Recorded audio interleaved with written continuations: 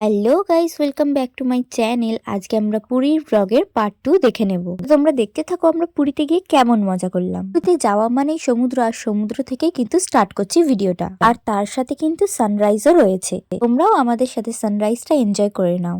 দেখো সমুদ্রের জলে যখন সূর্যের আলোটা পড়ছে কি সুন্দর দেখতে লাগছে। তার মধ্যেই চলে এলো একটা উটকো বাদর। এই বাদরের কিন্তু লেজ নেই, কিন্তু পোজ মারতে একদম এক্সপার্ট। সকলের সাথে এই মহান বাদরের পরিচয় করিয়ে দিয়ে ইনি হলেন সোম।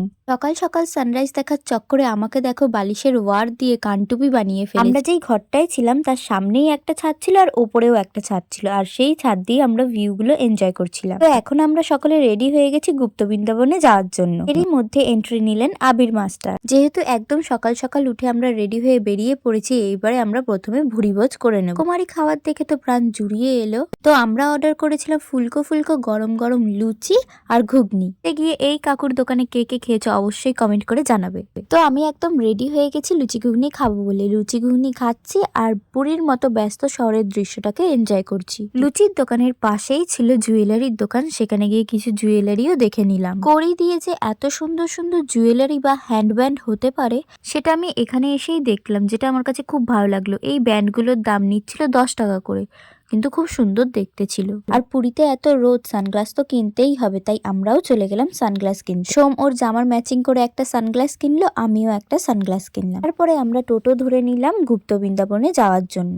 সকলেই খুব খুশি, আর আমরা খুব মজা করতে করতেও যাচ্ছিলাম। তো সানগ্লাস পরে আমায় কেমন লাগছে অবশ্যই জানিও। তো যেখানেই গেছি চশমার উপরেই সানগ্লাস পরে গেছি। কারা কারা আমার মতো চশমার উপরে সানগ্লাস পরে ঘুরে বেড়াও অবশ্যই কমেন্ট করে জানিও। যেহেতু আমরা অনেকজন ছিলাম তাই জন্য দুটো টোটো ভাড়া করা হয়েছিল।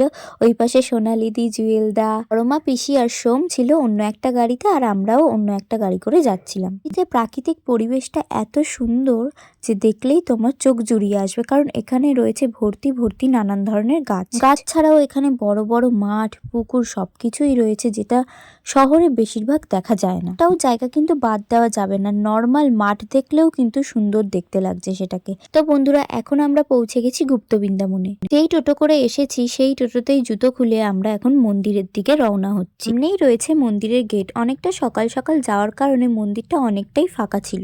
এতক্ষণ তো আমি পুরীর প্রাকৃতিক সৌন্দর্য নিয়ে কথা বলছিলাম, এবার এই মন্দিরের ভেতরে ঢুকলেই তোমরা দেখতে পারবে যে মন্দিরটা কতটা সুন্দর। এই মন্দিরের ভেতরে ঢুকলেই তোমাদের একটা আলাদা অনুভূতি হবে, কারণ পরিবেশটা এত সুন্দর আর চারিপাশটা এত সুন্দর করে সাজানো যে মুখে বলা যাবে না, সেটাকে দেখে বুঝতে হবে। আর এখানে প্রত্যেকটা পদে পদে এগিয়ে গেলে তোমরা দেখতে পাবে কৃষ্ণের রাসলীলা। এখানে ভগবান কৃষ্ণের এত সুন্দর সুন্দর মূর্তি রয়েছে, পুরো ভিডিওটা দেখলে সেটা দেখতে বা জানতে পারবে। সামনেই রয়েছে জগন্নাথ দেবের সব থেকে বড় মূর্তি।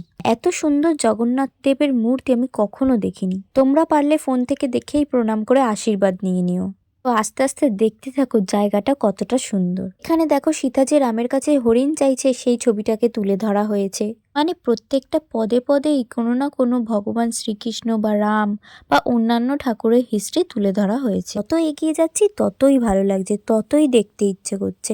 আর আমি তো সব ঠাকুরকে শুধু প্রণাম করতে করতে করতে করতে যাচ্ছিলাম। মহাপ্রভু শ্রী চৈতন্য দেবেরও খুব সুন্দর সুন্দর এখানে মূর্তি রয়েছে, আর এখানে তো সবাই ফটো তুলতে ব্যস্ত। এত সুন্দর জায়গা। আমি এখন বেশি কথা বলবো না, তো তোমরা ভিডিওটাকে এনজয় করো।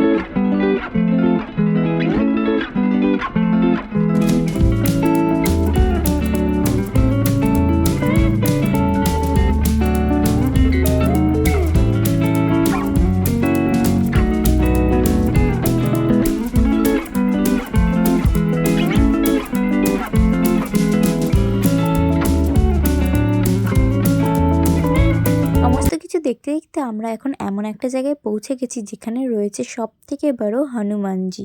হনুমানজির সামনেই রয়েছে রাম, আর হনুমান তাকে মন ভরে দেখছে। হনুমানের মনে রামচন্দ্রের জন্য যে ভালোবাসাটা ছিল এটাই এখানে প্রকাশ পাচ্ছে। তারপরে আরেকটু হেঁটে চলে গেলাম একটা মন্দিরের ভেতরে, যেখানে রাধাকৃষ্ণ রয়েছে। আর রাধাকৃষ্ণ এখানে দোলনার মধ্যে ঝুলছে, এখানে ঝুলনে সেই দৃশ্যটাকে ফুটিয়ে তুলেছে।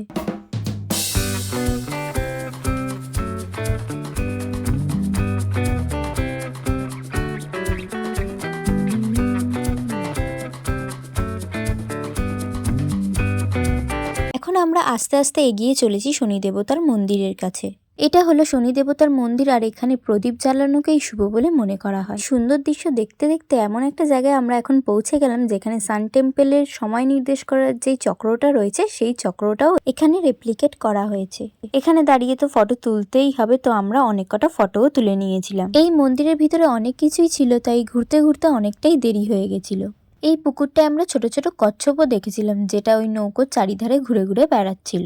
জায়গাটা কিন্তু খুবই সুন্দর। আমি তোমাদেরকে সাজেস্ট করবো তোমরা পুরীতে এলে অবশ্যই গুপ্ত বৃন্দাবনে এসে ঘুরে যেও। গুপ্ত বৃন্দাবনে ঢুকতে গেলে এখনো পর্যন্ত কোনো এন্ট্রি ফি লাগে না, কিন্তু ভবিষ্যতে তা লাগতেই পারে, কারণ জায়গাটা খুবই সুন্দর, এক কথায় অপূর্ব। তো বৃন্দাবনে এসে আমার সব থেকে বেশি ভালো লেগেছে প্রথমে সেই জগন্নাথ দেবের মূর্তি, এখন এই চৈতন্য দেবের মূর্তি। গুপ্ত বৃন্দাবনের কোন জিনিসটা তোমাদের কাছে সব থেকে ভালো লেগেছে অবশ্যই কমেন্ট করে জানিও। তখন তোমরা মিউজিকের সাথে ভিউটাকে এনজয় করো।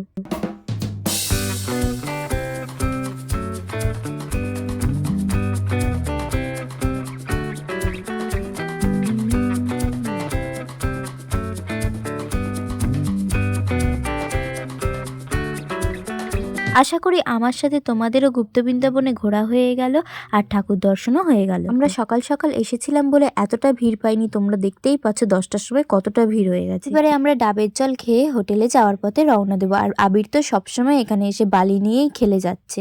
আবার সময়ের বদমাইশি শুরু হয়ে গেছে। তো ভিডিওটা ভালো লাগলে like, comment, share and subscribe.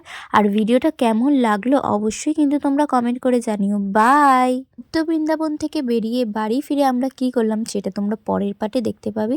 By.